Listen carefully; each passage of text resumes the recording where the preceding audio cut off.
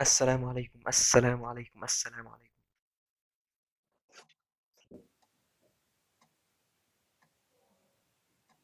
ده آخر يوم امتحانات في الكلية.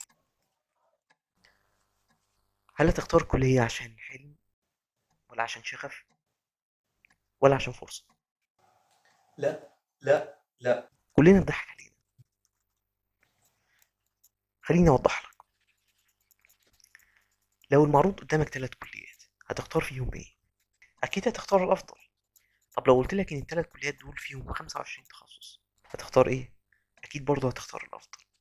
طب لو قلت لك إن كل الطرق دي بتؤدي إلى نفس الهدف ساعتها بس اختار الطريق الأسرع، الطريق المستقيم، أو الصراط المستقيم.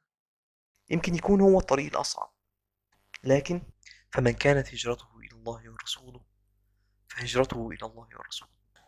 الحقيقة إن اللي بيتعرض قدامك عدد قليل من الاختيارات، وده من رحمة ربنا بينا، والهدف في الآخر واحد.